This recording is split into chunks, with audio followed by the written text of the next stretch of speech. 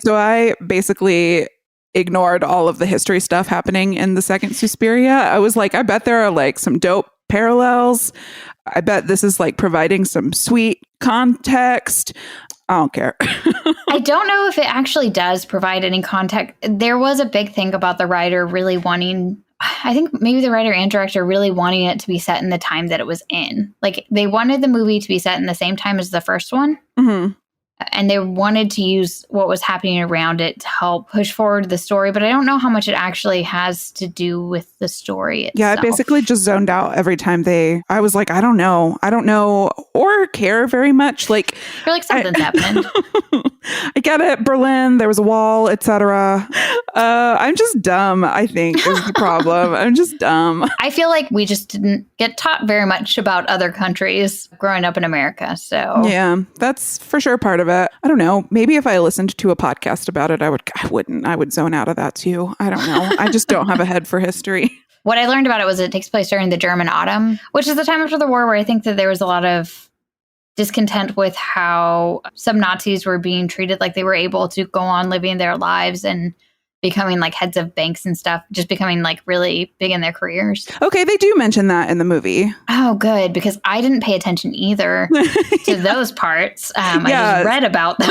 At some point, Sarah goes to pick up Susie from her hotel, and they turn on the news, and Sarah's like, this Nazi so-and-so is like head of whatever. Oh my God, there's a bomb. That was it. Yeah. So let's just jump into it, I guess. Hi, welcome to Never Show the Monster. I'm Kelly Attaway. I'm Chelsea Hollander. And today we are talking about the Suspirias. And much like the Suspirias, where there was an original and a remake, that's the pattern we're following for this episode. We lost an hour's worth of recording on these movies last week. So this is take two. This is our 2018 remake of the Dario Argento. Was that what his name was? Yes. Original, who directed our last episode. So we're the updated version that's going to be an hour longer than the previous. Yep. Less colorful, more subdued. Still pretty red. The second one is still pretty red. There's a lot of red. There was a 1977 Dario Argento film. It's one of the greatest horror films, or said to be one of the greatest horror films ever made. It is a beautiful film. It has a really great kill at the beginning. Kelly and I have different opinions on plot or no plot. No, I agree. There's no plot. I didn't list that as a negative. Oh, yeah. Well, I don't think it's a negative, but I didn't count it as like, that was something that stuck out to me, is that I didn't consider there to be a plot because it didn't feel like anything was being pushed along. It's just that things happened. I guess that's everything. Some might describe that as a plot. Things happened, but they don't have reason. And in a lot of movies, things have reason. Well, they do. You just don't know it until the end of the movie, right? But even that, did the things in the first version have? Not all of the things. We talked about the blind guy. He doesn't have a reason, I don't think. No, he doesn't. And so we're all over the place, and we're calling back to a conversation that none of you have heard. So we need to get organized. In both of these movies, both are set in 1977, even the remake. And the basic plot is that this sweet, sweet child from America is coming to Berlin to attend a very prestigious dance academy. In both movies, she is sort of aloof. No, not really. In the first one, she's not aloof. In the second one, she seemed kind of aloof. In the second one, she's just too scared. She hasn't like come out of her shell yet. Timid? Oh, sorry. Yeah. I just thought. Yeah. Okay. I see. I just put something together that I'm sure we'll talk about later. Yes, timid. In both, she's pretty timid, though she is bolder in the first one, I think. Mm-hmm. But in both, she gets to the school and something spooky is happening. Like girls are going missing, and there are rumors about what is happening at the school. Things just are kind of fishy from the get. And they're two different characters. Susie is the main character we follow in both movies. And in each, she does an amount of investigating and ultimately gets to the bottom of what's happening at the school. And in the first movie, you really don't know what's happening. Like there's some hints, but they're just sort of spooky. They're Yeah. like just atmospherically spooky with not a lot of real facts behind them until like the second half of the movie. And I think in the first one, right out the get-go, you meet, in both of them, you meet Patricia at the beginning, or Pat at the beginning. And in the original one, she's just kind of running through the forest and screaming and wailing. But in the second one, she's going to a therapist's office, and she kind of explains that they're witches, and she's worried, and she's uncomfortable, and they're doing things to her. And she seems like she's at her wit's end in this scene. Yes. And she like legitimately seems like maybe she's in a psychotic break. Like it's very hard to believe her. She's like rocking back and forth and curling up in a chair and covering her face with her hair. Like that would be hard to believe, you know? Yeah. So the therapist is like taking notes. How does he ultimately gets her diary at some point? How does that happen? I think she sent it to him or left it. There was something where I think that she had given it to him. But he starts going through the diary and really believes her that something is going on at the school. He doesn't believe witches, but he believes that something nefarious is happening at the school. So he is sort of a driving force in the second movie as like somebody that we come back to and revisit and see him trying to get to the bottom of things. Yeah, and in the first movie, there is a therapist and a professor. However, they play very small parts, but they do further along the explanation of what's happening. And they don't get introduced till is it near the end of the film?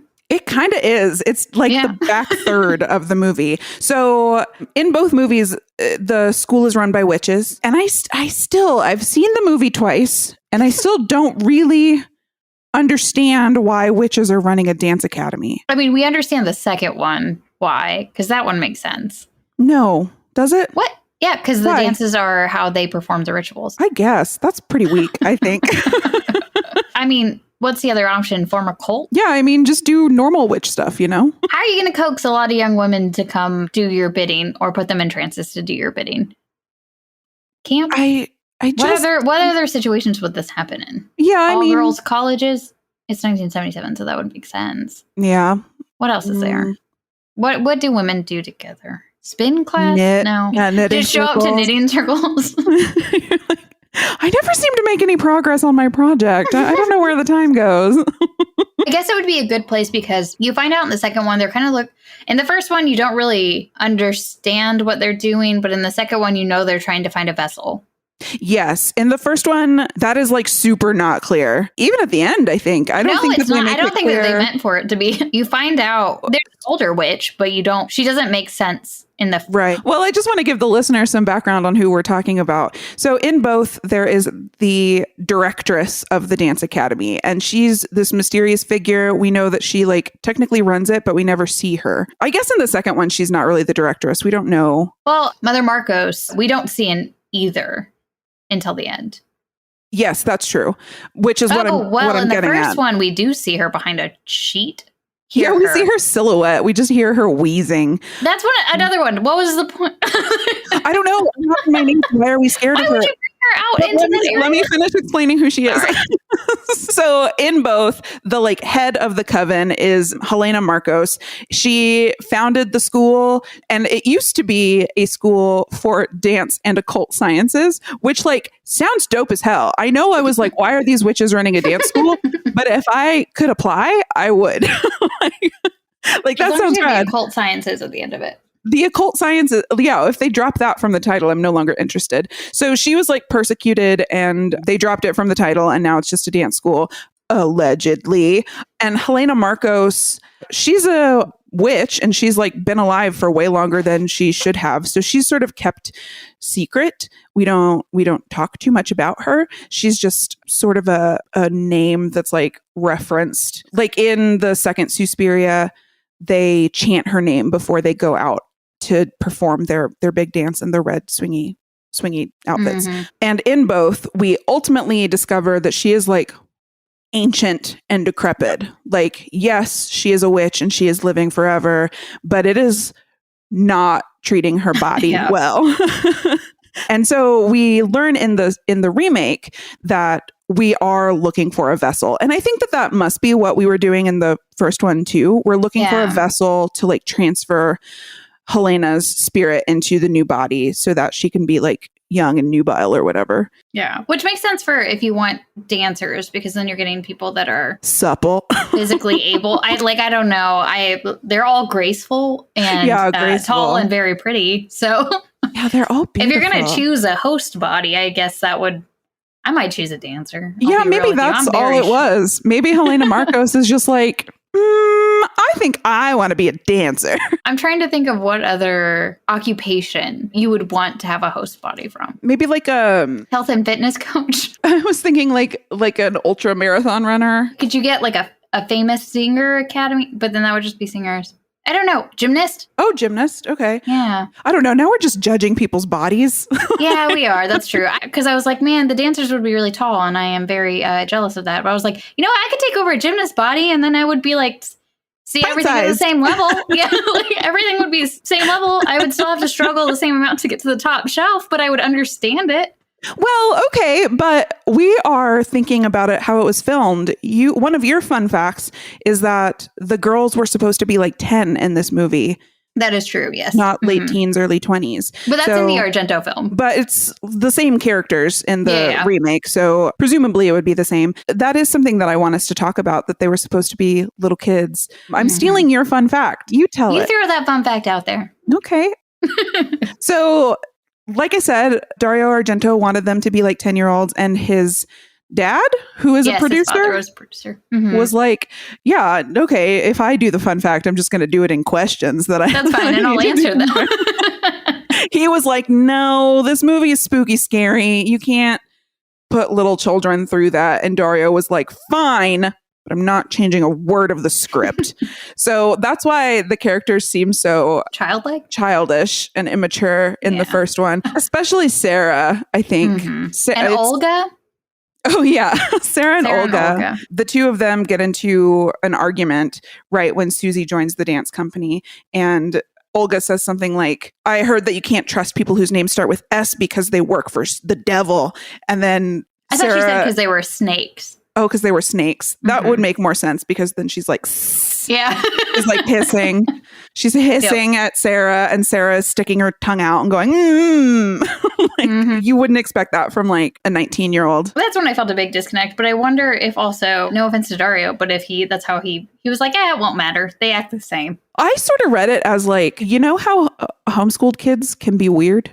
Oh, yeah. I was like, maybe these kids have always been in some sort of dance school and like not out in public school or whatever. Like maybe they've just been around fellow dancers their entire lives. And so they have never been socially exposed to other things. And so they just aren't growing up. That makes sense. I mean, with the sticking their tongue out at each other, I'd be like, yeah, if I didn't have to grow up, that would be mine. If I just danced forever, I would probably continue to make fun of people that way. If I had the talent of dance, I feel like I wouldn't have to develop my personality in any other way. I wouldn't have to be nice to people. Yeah. If I was a great dancer, screw it. I'd be so mean to everyone. I don't think I'd be mean, but I'd definitely like be even dumber than I am now. Yeah, there's no need to do anything else. If you can dance, you can do anything. I'd be like, oh, I can't tie my shoes. Will you do it for me? That's what the occult part is for. So the magic, you could tie it. Yeah, just do a little spell with your own magic. And so, speaking of spells, we actually get to see some magic in the 2018 remake. We don't get to see much in the original. I guess that depends, because is there magic in how they get killed? Because the thing flies through the window and it's... Yeah, okay, we should talk about the first kill in Suspiria, because at the very least, if we talk about no other part of the movie, I think this is the part that's the most important. Patricia? Is it Patricia? And am I just continuing to call her Patricia because I'm American? Well, it depends on who. They called her Patricia, and then the like German cops called her Patricia. Okay, because I'm trying to think of, because we talked about another fun fact before that we didn't talk about now, but the entire 1977 one might be completely dubbed over. Yeah, let's talk about that. Watching this movie was nuts. So we both watched the 1977 one on YouTube, and right out of the gates, it looks dubbed, but their mouths are forming the words that they are saying. There's just a weird delay. like the whole movie was ADR'd. And that's what it sounds like happened. But Yep. we can't find like credits to the voice actors. We can just find the actors. So the actor, the main girl who does play Susie, she was the one who said it was weird to be on set and to also hear hammers going all the time and like to act out with all the noise going on, because she still acted everything and everything went on as planned, but there was a voiceover to the entire movie.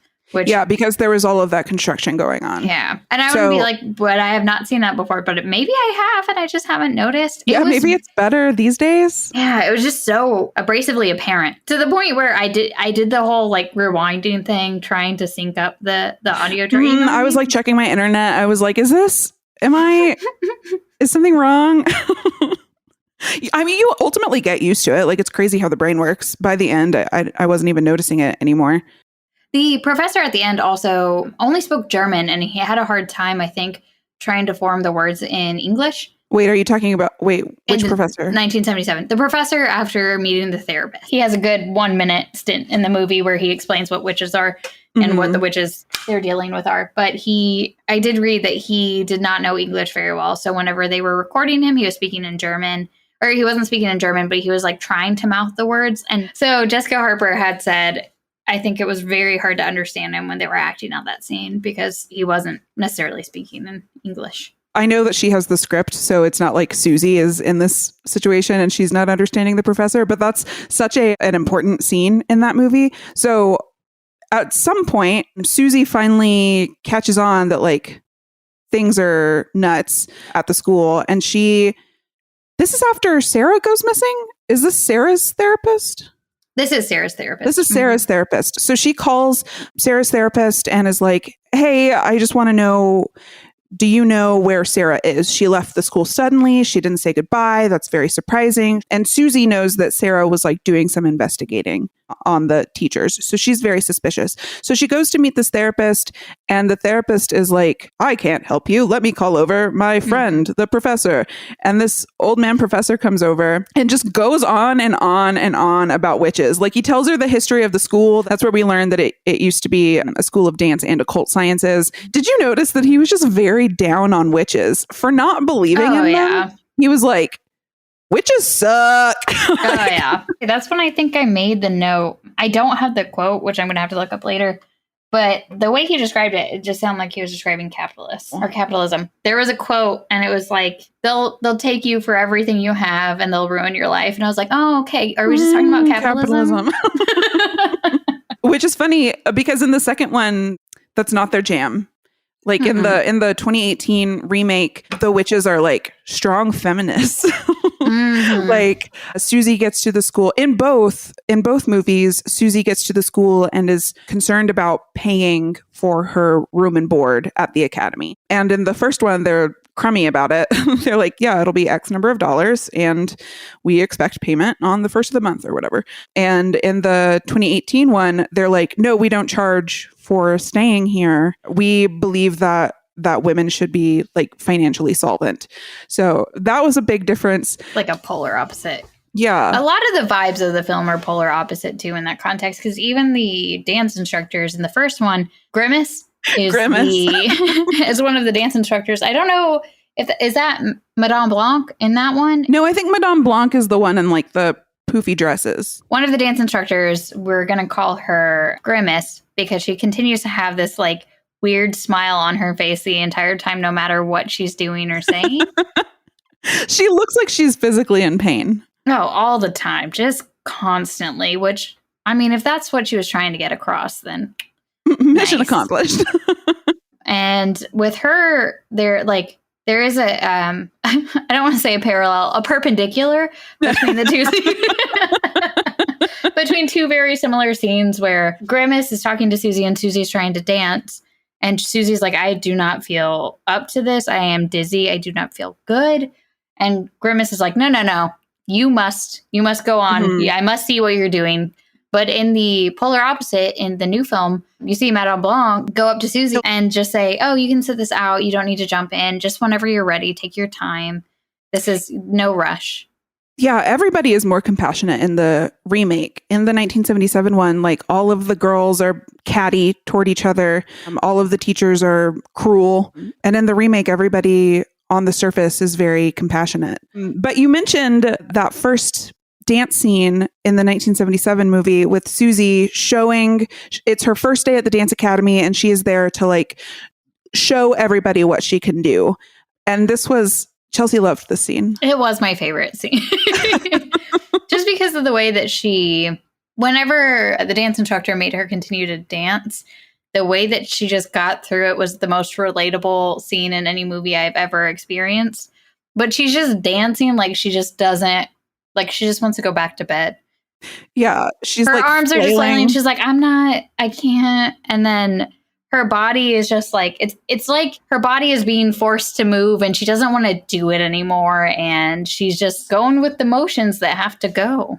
It's like her torso is still dancing, but her arms are like being dragged behind her. She's like, there's the center of motion and the rest of her is just like blowing in the wind. Oh yeah. Until she just finally collapses and then starts bleeding from her face. Yeah, just nose and mouth starts bleeding. I just want to make sure people know that this isn't just Susie being like a weakling.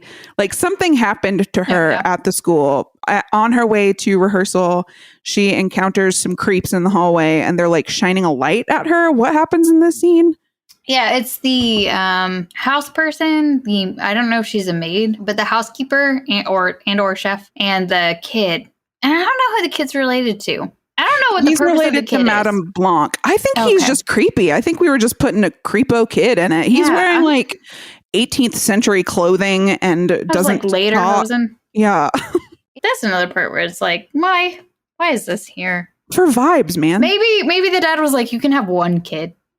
But he can't speak. And he can't get hurt. Yeah. I think that might have been the compromise. Just to be like, you can have one. Just one. You can have one, but it has to be a boy. And nothing bad can happen to him. Except one bad thing does happen to him, or does it? I'm not really sure, because that scene is also unconfirmed. That the dog bit his arm. Oh. You guys, we're saying parts of this movie like they matter, but they like don't. So don't be offended if you think we're ruining something. Because it doesn't matter. It doesn't matter. Like 90% of this movie doesn't matter. I think the beginning and the end matter, but everywhere in between just exists. But it's a really good time. Yeah, I recommend watching it. But I genuinely did enjoy the movie. Oh, we didn't talk about the killing or the first death. Oh, you're right. We said we're going to ignore the deaths. We keep doing this thing where we tell the entire plot of the story and just gloss over every death that happens. So in that first movie, Susie arrives at the school in like the dead of night. Her plane just arrived. Everybody in the airport around her is in reds and she's in like virginal white. Like that's how you know that she's our protagonist, is because we've dressed her like that. But she gets to the academy in the middle of the night.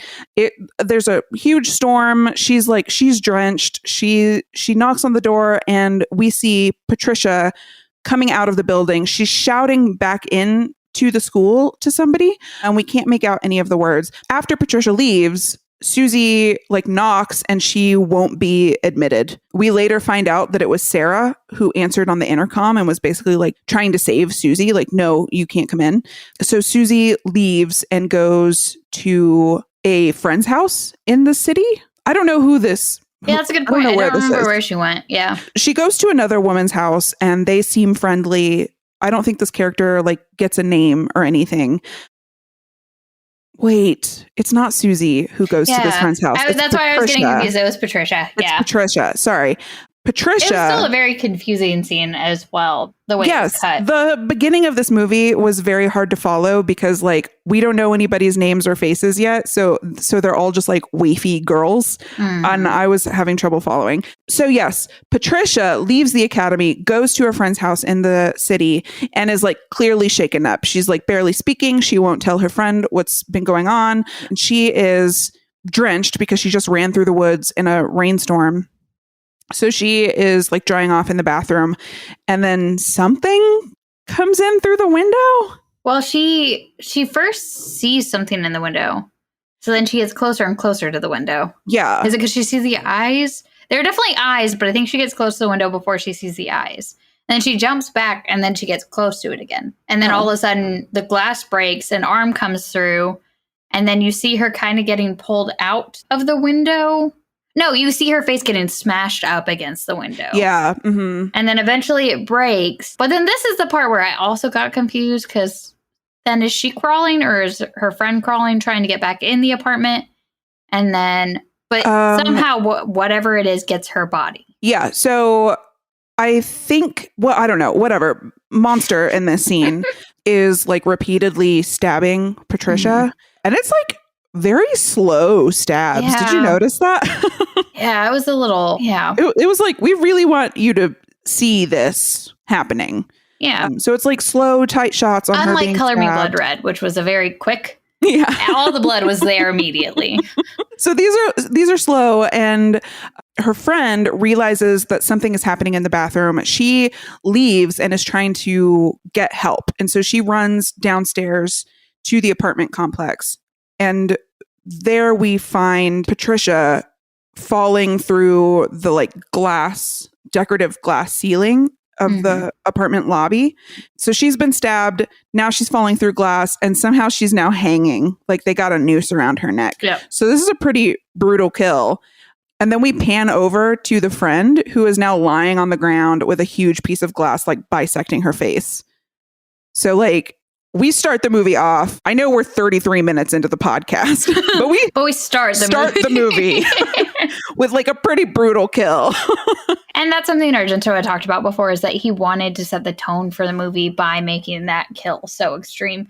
Unfortunately, it does set the tone for the movie, which provides kind of a letdown for the rest of it, because nothing is equal to that, in my opinion. I know that later we do end up seeing pretty gruesome stuff, but I feel like for kills and the kills that happen subsequently, that was, I don't know, chef's kiss. I agree that was an excellent kill.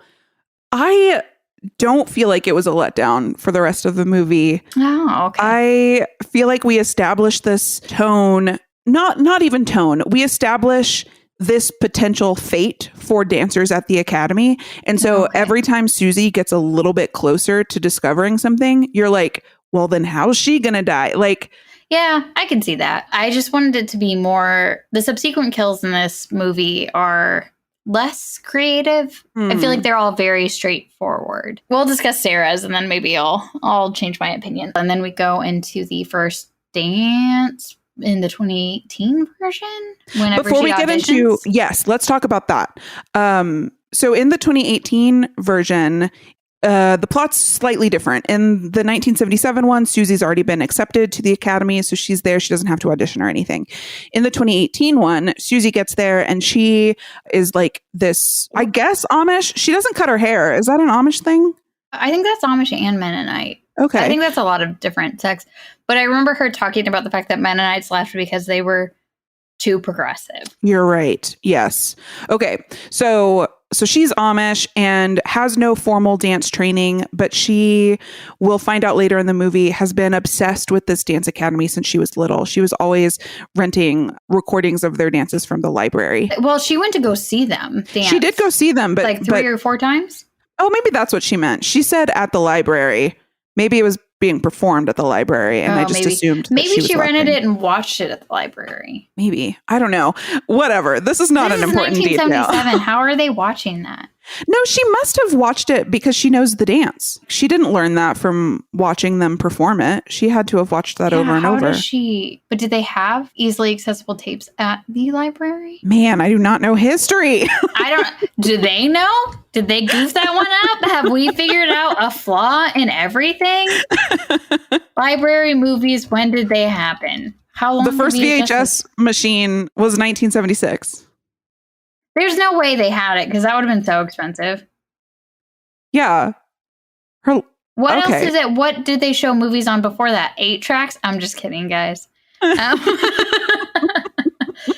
What is it? Straight up film? Projector? Yeah, maybe it was Maybe film. they watched it on a projector. Yeah, maybe they watched it on a projector. Okay. We're back. I'm back. I believe it. It's believable. We've worked our way around. We remember it's stuff. Believable. In any case, she has been obsessed with this dance academy. She gets to the academy and she's like, I'm ready to audition. And they're like, you're lucky to even be here. Of course, Madame Blanc, the like head instructor, is not going to come to your audition. That would be bonkers. So Susie goes to put her tape in the tape player to play her music to audition. And they're like, no. We like dance without music, which is bonkers. Are you slyly Googling when cassettes came out? How did you know? I was like, maybe I was right with the 8-track, just in the wrong time. Maybe I just wanted to be right about something. No, there were cassettes in the 70s. Yeah, you're right. They came out. They were the car dashboard for cassette player for car dashboards was introduced in 1968. Definitely a tape. Sorry. Definitely a tape. I was hoping it'd be an 8-track, but here I am. So she begins her dance. She begins her audition. And I was like, fucking finally. You know what we don't see in the 1977 movie? Any dancing. Other than that sad dance scene of her falling down, I don't think that there was another one. There was no dancing in that first one. So this was exciting to actually see some dancing. And she's making her own music with like slapping her body and the way she's breathing. And it's very beautiful. Mm-hmm. And here's a fun fact that I Googled because I didn't know what Suspiria meant. Size. That means size. So all of the dances in this movie are going to have like heavy breathing in it. That's a big part of it. So as she's dancing, we see Madame Blanc in another room. She's doing a rehearsal with the other girls, but she somehow can detect that like mystical dancing is happening in her building. So her little ears perk up and then she poof appears in the audition room where Susie is auditioning. And at this moment, Susie is spinning. She's spinning, she's twirling and stops suddenly when she notices that Madame Blanc is in the room. Because like Tilda Swinton is very striking, you know? Oh, yeah. Like I would also stop. But what I wanted to point out is I don't dance. I'm not a dancer. I was around a lot of dance in college because I ran the soundboard for our college theater. So I was there for all of their rehearsals and performances. And here's what I do know is when you're twirling like that, you got to pick a spot on the wall to look at. But the way she's spinning, she's spinning like you would as a 3-year-old to make yourself dizzy. And I was like, you are going to puke all over everywhere. Stop it. So thank goodness Madame Blanc showed up to put an end to that. It's also in a room full of mirrors. So is it harder to find a spot on the wall? Pick one of the women. Yeah. Good point. Maybe Madame Blanc was supposed to be her spot on the wall. Oh, so this is a metaphor. She's not grounded until Madame Blanc finds her. Are you writing this college essay for this one? Yeah. Mm-hmm. Okay, perfect. Yeah. So then she gets accepted. Yeah, for her she's amazing great. Dance. So Susie is now part of the squad, the dance squad. Yeah. I don't feel good about that. So now that Company? and Susie was company. That's a better way. Okay. I'm saying that. So now both Susies are part of they're both dancers. The other Susie ends up after bleeding from her face. The doctor's like, it's chill. Ain't nothing. We've seen bleeding from the face before. Just drink wine. Yeah, he's like, we're going to put her on a special diet, which includes a giant glass of wine because wine promotes red blood cell creation. That's is not his true, reasoning? is it? I don't know. I don't know true, science. right? I don't know history. I don't know science. I'm gonna Google that. Wine and blood creation. Alcohol can impact red blood cell production as it decreases the number of precursor cells in the bone marrow, resulting in fewer mature red blood cells to be made. This sounds like it does the opposite. Yeah, this doctor was a quack. Who would have thought? He also injects her with something, which never... It does increase levels of good cholesterol, which I need more of, I think. Regrettably, only in moderation. Yeah, they put her on this special diet. And what we as viewers notice immediately is that when she eats her special little dinner, she like immediately passes out. She is like groggy and no one can wake her or talk to her. And it takes her like 2/3 of the movie to put that together. Mm-hmm. It takes her a long time. In 2018, Susie does not fall over or get drugged. No, they do magic on her. They magic her into having crazy dreams, which this is where Chelsea had to pause the movie. I did. Because the dreams were so intense. The dreams were intense. They were just kind of like flickers of intense scenes. They had crazy imagery. Yeah. Just was there blood in it? There was a lot of blood in it. I don't know. I remember there being a lot of red. I don't understand what's happening. Yeah, just a lot of flashes of things. Were there pigs? Was there hair? Are you just describing the Ring video? Shit, am I? Does that happen in that one? Was there a spinning chair? Was there a mirror? Oh, for sure. Was there a fly? It was just a bunch of extreme imagery on that one but there is a scene or in that one where it shows her and she is a young girl and I think you're given the impression that she was touching herself, and then her mother takes her hand and then burns it with an iron. And being from the South and being part of many a church, that's like I was in a youth group that had you read a book called Every Young Woman's Battle, which everyone that I hung out with at the time read Every Young Woman's Battle, and every boy read Every Young Man's Battle, which basically told you that you you shouldn't take any control over your sexuality and you should be ashamed of everything.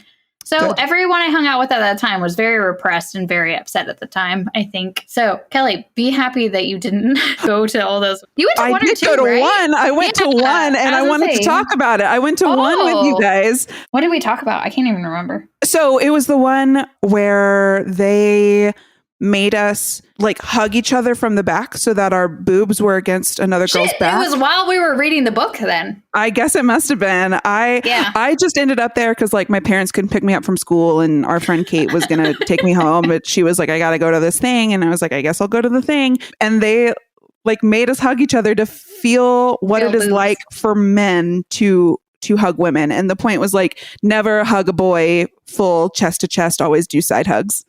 Because they can feel your boobies. They can feel your boobies. Exactly. That was probably an entire damn chapter in that book. It's just like don't let them be near your boobs. I just remember leaving and being like, what the fuck? What? What is wrong with these people? I mean, in everyone's defense there, I feel like we all group is what they were called. I couldn't remember. Everyone in it was very kind, very nice, very positive people. I don't have anything negative to say about them as people. No, I do. I do. Coming in as an outsider, it was very like Stepford Wives. Oh, they were that's accurate. Like I only met the women who lived in the house. They were like, my son and our husband are like off in another room and they can't be around teenage girls. Well, I mean, it was an all-female group. There was a cell group that was boys and a cell group that was girls. Like, it's nuts to go into someone's house and you can't even be like, here's my husband. And now we'll retire to do our cell group in the study. Like, like it was just weird that they were like closeted away. They had to be hidden. Well, they probably knew the book we were talking about and they didn't want them to get uncomfortable with the subject. I guess so. They're like, we're going to talk about boobs they're tonight. reading Every Young Woman's or Young Man's Battle. So they're probably like, you need to keep that separate. But what do you think the boys did? Did they have to like go butt to wiener? See what that feels like?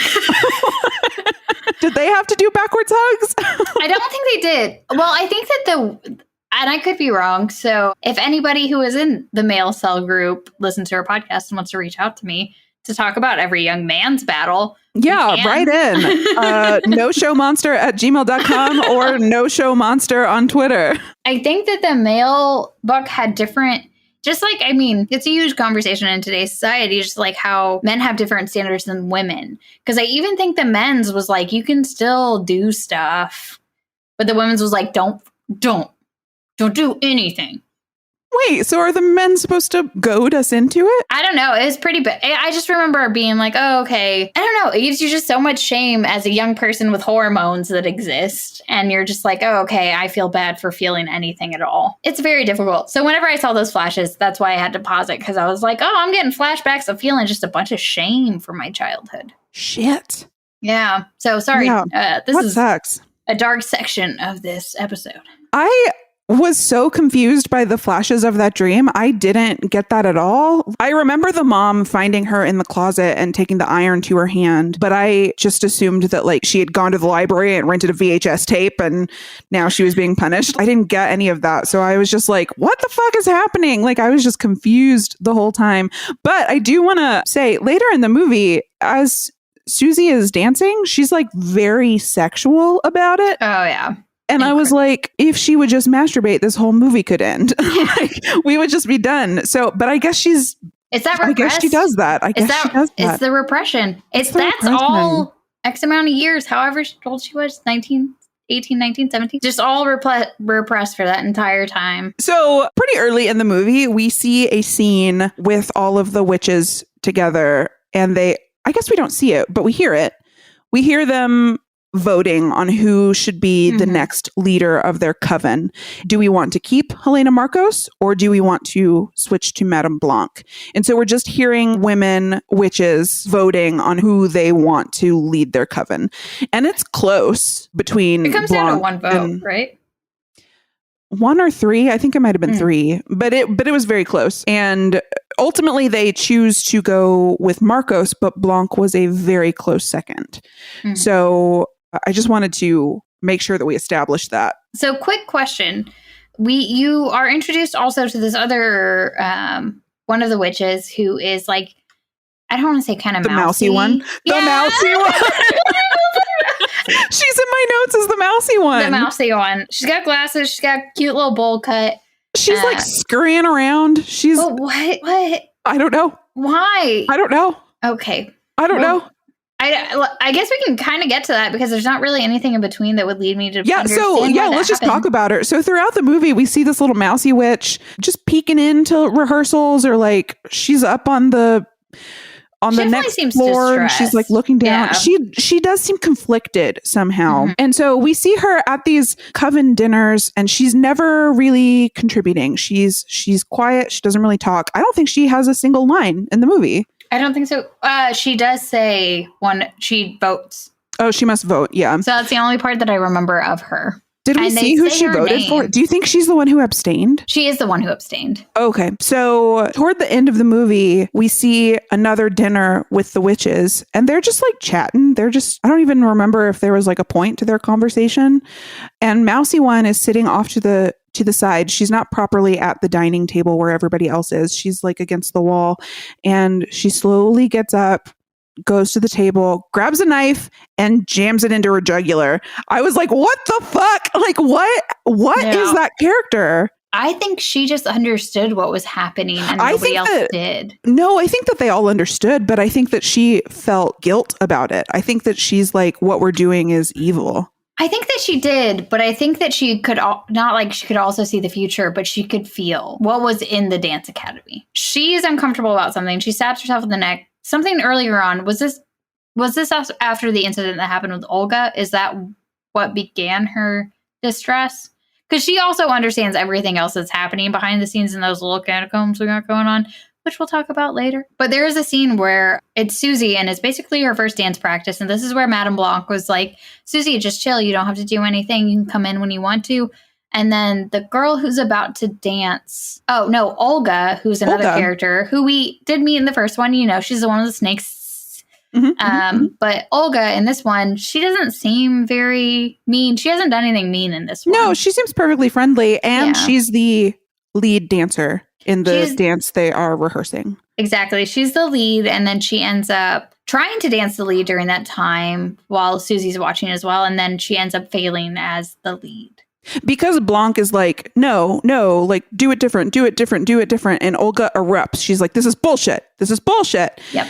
And I have in my notes that she called them witches before she left. She did. And their reaction was very silly. And I was like, man, if I was a witch, that's how I would react. You guys are not doing good at keeping straight faces on this. No, they like make eye contact with each other and go stone face. And they start giggling. Oh, no, they giggle. They're like, ha, ha, ha. She wouldn't. I can't believe that. I would be like, oh, I'm concerned that they would call me that. Tilda and I guess Grimace.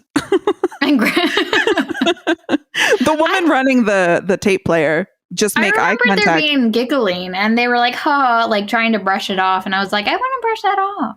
But she was also, Olga was very upset. So Olga had taken over for Pat. Yes. So Pat was dancing the lead and all of a sudden Pat had been gone. And everyone's saying that Pat had left because she had become like an extremist that was helping with the attacks that were happening. So Olga kind of fights against a protester. Yeah, a protester. And I think that they have mentioned it throughout that she probably died in one of the explosions or she probably died in something that happened. And then Olga's very upset because it turns out she's really close with Pat. And she starts screaming at them, and then she ends it with, "You guys are witches." And then she leaves. And I don't think she means like ooky spooky witches. Just bitches. I think she means like bitches. Yeah. But does she? Because if she's friends with Pat, then Pat was like, they're fucking witches. Maybe. I don't know. Yeah, Pat was all on witches. Yeah, Pat was getting it. But like Sarah and Pat were close too, and she didn't tell Sarah they were witches. Well, Sarah is just like she's such a positive light in both movies. She didn't want to bring her down. She's just this innocent little ball of light in both movies, just little baby. In the first movie, she's kind of an annoying ball of light. In the second movie, she's an literally incredibly lovable ball of light. Yeah, I like her a lot in the second one. So Olga storms out of the dance studio, and she like is getting her bags together and rushes down the stairs. And again, the like housekeeper who Susie ran into in the hallway with the light. I just thought random people. No, I think it was that housekeeper, again? and she like smiles very menacingly. Yeah, it was very at creepy. her.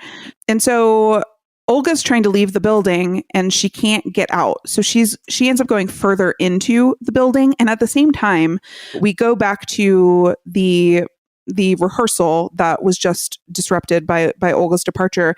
And Madame Blanc is like, who are we going to have dance the protagonist? So-and-so, can you do it? And she says, no, I'm not ready. And she's like, so-and-so, can you do it? And like, nobody is volunteering to do it. Nobody feels ready. And then Susie, little Miss Susie, who just got here, is like, I can do it. Let me do it. And Madame Blanc is like, when you saw us perform this, we had rehearsed for 10 months. You're ready for this? You can do this? Let's see it. So she starts dancing and she's doing an okay job, but Madame Blanc stops her and goes over and touches her hands and touches her feet. And what we see is like a glowing white light around her hands and feet. And I was like, ooh, magic. So excited.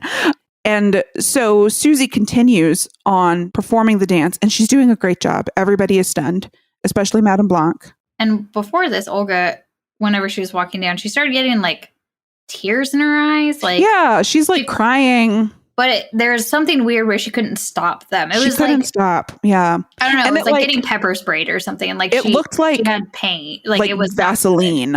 Yeah, like it was really extreme. And then the further she went in, she ended up going into what looked like a performance space that was all mirrors, very similar to the one that Susie had auditioned in.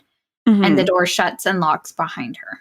And so as Susie's dancing, Olga's trapped in this room, and we start seeing a correlation between Susie's dance moves and how Olga is being manipulated, which is really violent. And so this is sort of like in the first movie where the first kill is like really brutal. So this is Olga is being like whipped around in this dance studio. Her spine is like scoliosis and her stomach is like ripped open. Yeah.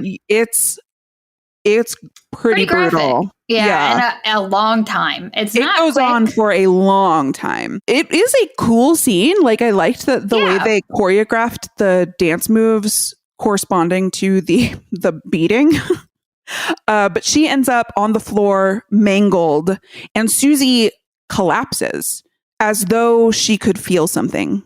Like Susie doesn't know what was happening, but it's like she could sense that something more than just her dancing was happening. And Madame Blanc also had said, she was like, if you feel sick, stop. Right. Just stop what you're doing. She knew it was going to get to her and she knew it was going to make her not feel well at the same time.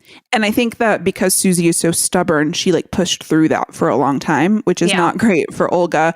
And regrettably, Olga is not dead. She's still alive. And later, we will see the witches entering this room to collect her in a really gruesome way. They all have like giant fish hooks and they like fish hook through her body multiple times, like each of them, and then drag her out. That sucks. That sucks. It was intense. And exactly to your point, I feel like it did meet the intensity of the first kill in the first film. It's also like her face looks crazy. Yeah. Just every part looks, I mean, it looks like it could be like a Cirque du Soleil person. So you see like, oh, maybe they can just bend weird. But then at some point, it just looks like the bones are being broken. Yeah, it looks bad. It feels very uncomfortable. Yeah, great scene. Great scene. But like to juxtapose that with the beauty of her dance and the terror of her being ripped apart. That's what makes it so great. And I just can't speak highly enough. There were moves that Susie did that meaningfully correlated with what happened to Olga. So it's not just like, I don't know, the way the scene was edited even was great. This was very well done, in my opinion. I agree. What happens next? Susie and Madame Blanc have like dinner together. It's just the two of them. And this is where Madame she talks Blanc, about being a Mennonite. Not a Mennonite. Yes, Amish. not a Mennonite. And Blanc asks her what it felt like to dance the protagonist. And Susie says, it feels like what I imagine it is to fuck. Oh, yeah. And I just liked this little snippet. Blanc was like, oh, like with a man? And Susie was like, no, I was imagining an animal. Yeah. I was like, I oh, like okay. All right.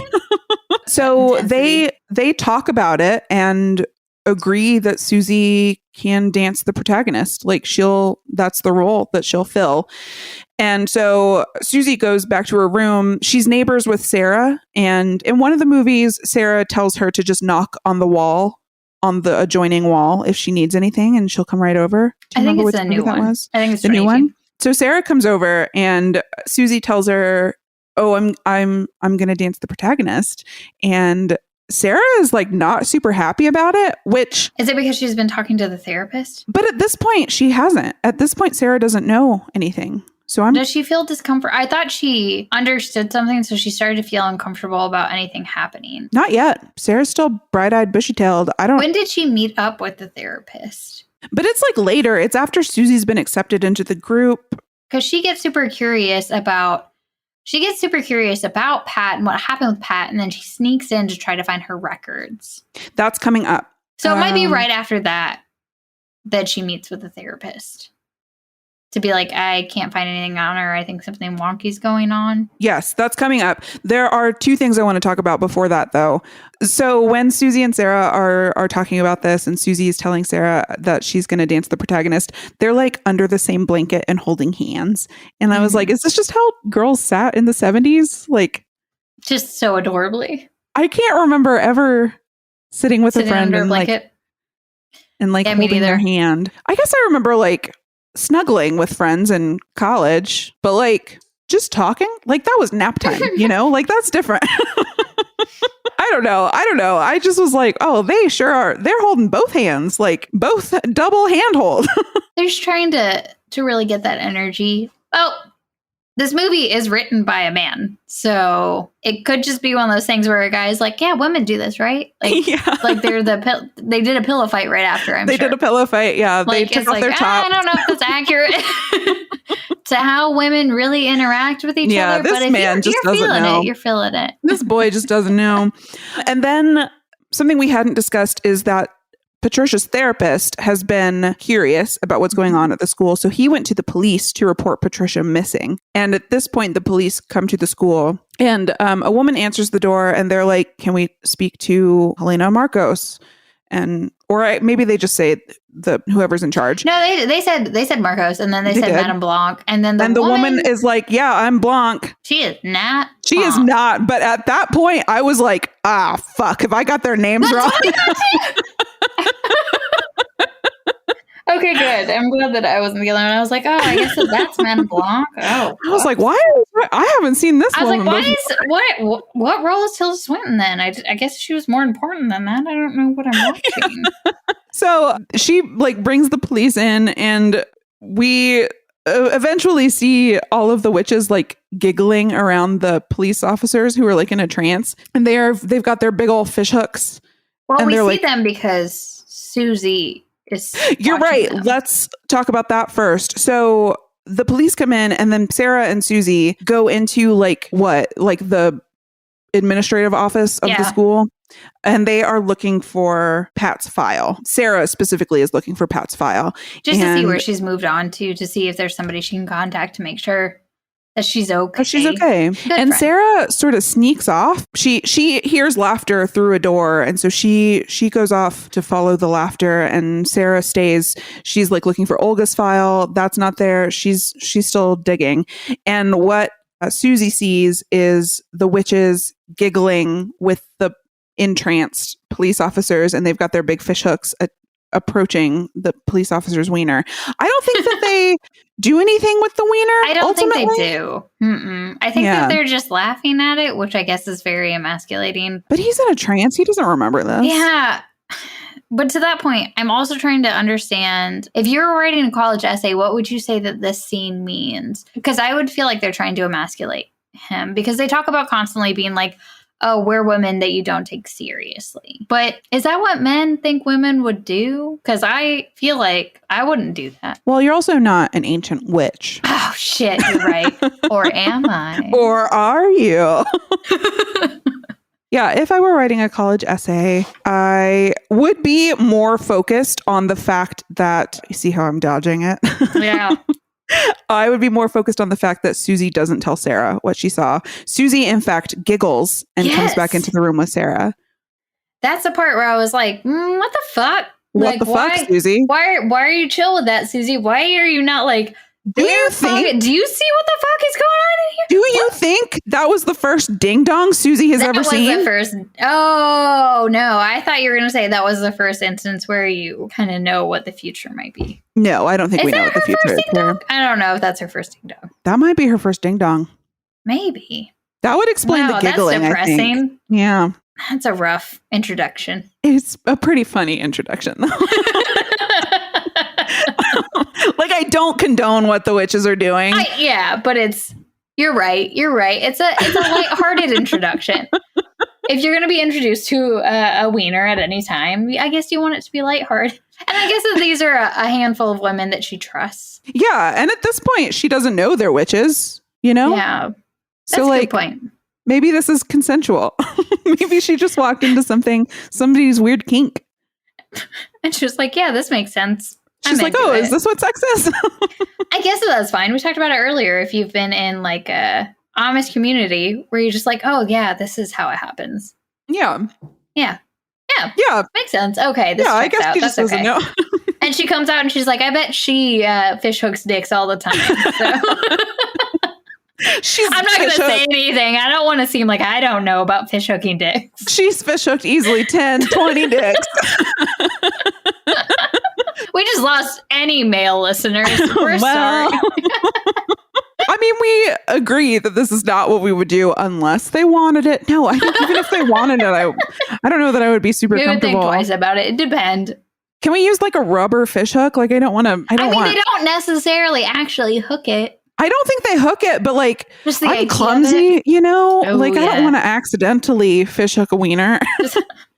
just have a nice little a rubber tip on it, or would you? Oh yeah, like one of those like get like a those eraser caps from elementary school. Like pop one of those babies on there. Yeah, I think that would be fine.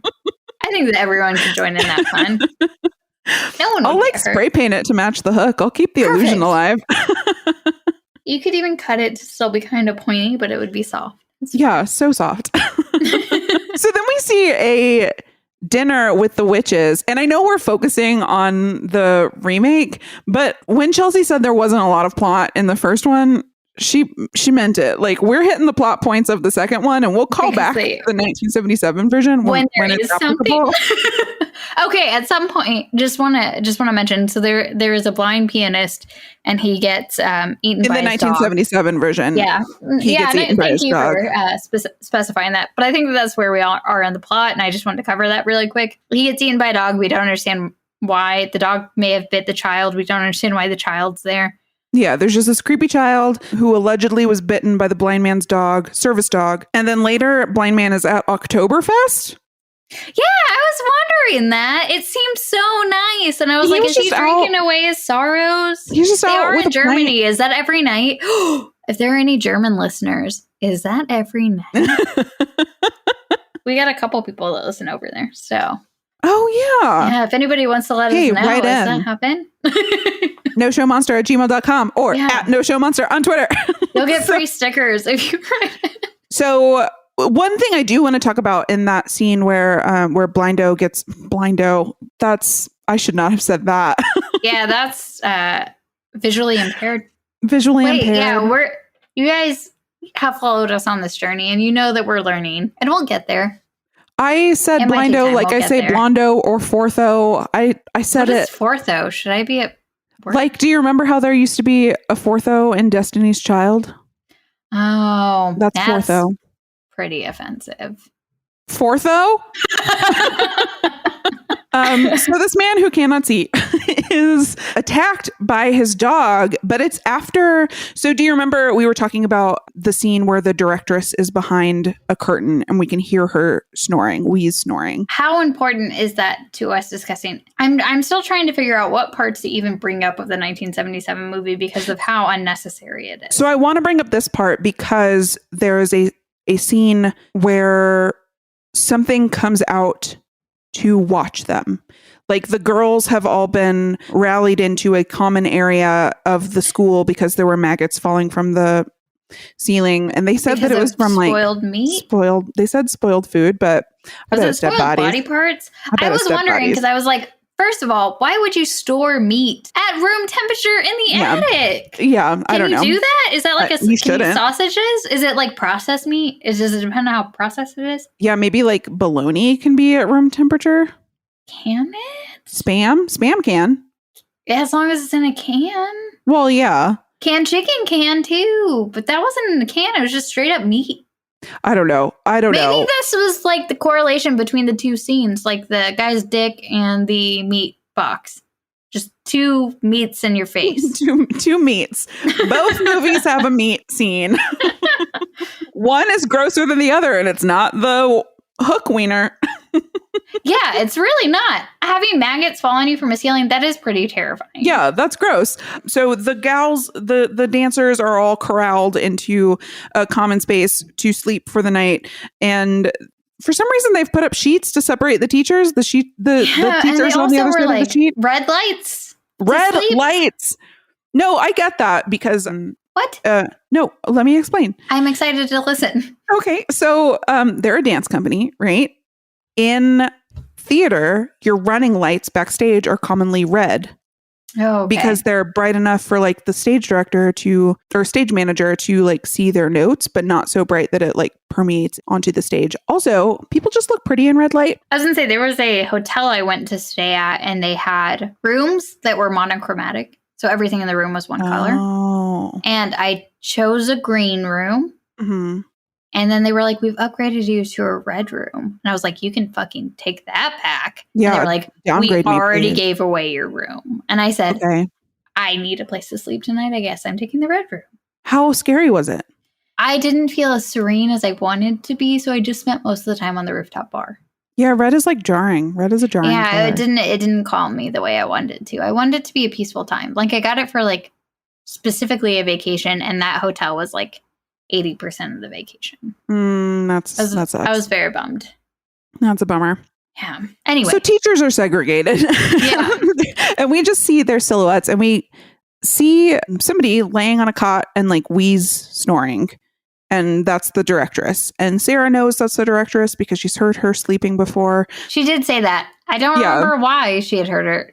Somebody was sick or something was wrong and she had to go sleep next to her or be in a room near her. She was staying somewhere and then heard the wheezing snoring and found out the next day that the directress had slept in the room next to her. Was that the first introduction of talking about her? Yes. And I was like, why are we scared of the directress? I know. I feel the same. I was also very confused because I was like, have we talked about her before? Is she important? Should I be worried? They like mentioned her right when Susie got there. They were like, the directress is away on a trip or whatever. But that's it. This is the first time we've really talked about her. And Sarah is so scared of her. And I was like, I don't understand why. I still don't understand why. But in this scene, something flies over the sheets and is like looking down at the girls and it like the vision is distorted. Magic.